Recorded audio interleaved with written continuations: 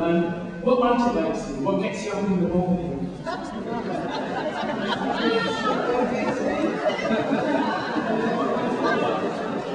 Okay, what motivates me? Stress over the toilet.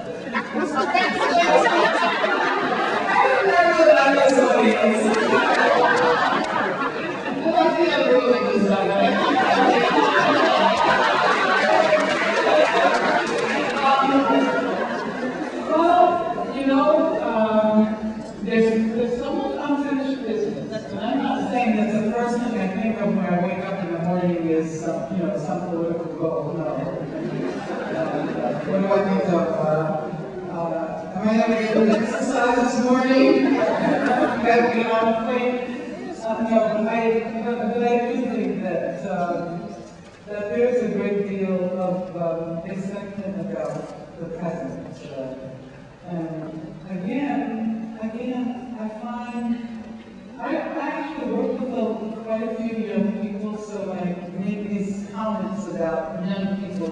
I'm not trying to be abstract. I'm talking about experiences that I have doing organizing work, and I should perhaps tell you a little bit about what is my obsession right now, and that is this issue of prison abolition. And a conference that we are organizing that will be taking place September 23rd through the 26th in Oakland, California. And all of you are invited. It's a conference organized by an organization called Critical Resistance Beyond the Prison Industrial Complex. And it is an organization that came out of a conference we held 10 years ago when we decided to try to get prison activists together, because people were doing work, but in rather isolated contexts. So a number of us got together, we created an organizing committee, we issued a call, and we expected to attract maybe 300 to 400 people.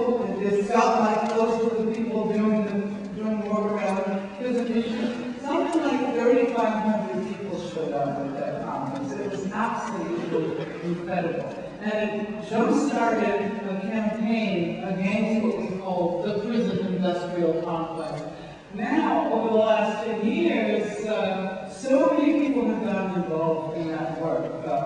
People have not only gotten involved in the work we're already doing prison activism, but educators, people who are people in the women's movement, people who one of the pressing issues right now, and I spoke about this earlier, is that of transgender prisoners, and of the role that the prison plays as a gendering apparatus. Because if you agree that gender is a social construct, the prison defines gender biologically.